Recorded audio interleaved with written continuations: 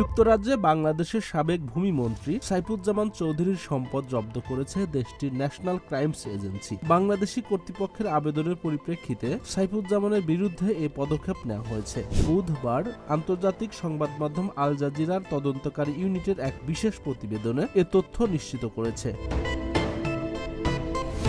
সাইফুজ্জামান চৌধুরী বর্তমানে money laundering মামলায় বাংলাদেশে তদন্তাধীন রয়েছে। তিনি বাংলাদেশের সাবেক প্রধানমন্ত্রী ও এখন নিষিদ্ধ আওয়ামী লীগের প্রধান শেখ হাসিনার ঘনিষ্ঠ সহযোগী ছিলেন। এক বিবৃতিতে এনসিএ জানায়, তারা একটি চলমান বেসামরিক তদন্তের অংশ হিসেবে সাইফুজ্জামান চৌধুরীর বেশ কিছু সম্পত্তি ফ্রিজ করেছেন। এর ফলে তিনি এসব সম্পদ বিক্রি করতে পারবেন না।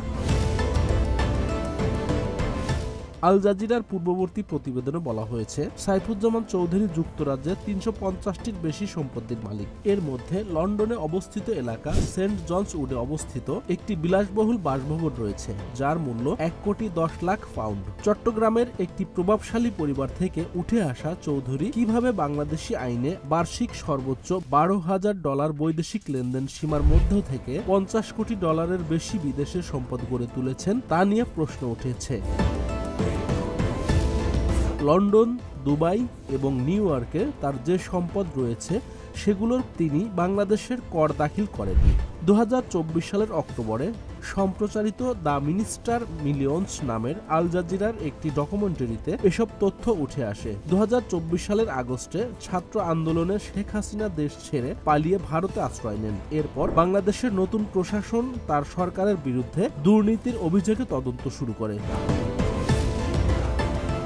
দেশ জুড়ে অভ্যুত্থান ও সহিংসতার পটভূমিতে আই ইউনিট সাইফুজ্জামান চৌধুরীকে খুঁজে পায় লন্ডনের তার বাসভবনে। সেখানে তাকে লর্ডস ক্রিকেট গ্রাউন্ড সংলগ্ন অভিজাত পাড়ায় ঘুরে বেড়াতে দেখা যায়। তবে সাইফুজ্জামান চৌধুরী দাবি করেছেন, তার সম্পত্তি বৈধ ব্যবসা থেকে অর্জিত এবং রাজনৈতিক ষড়যন্ত্রের শিকার হয়েছেন তিনি।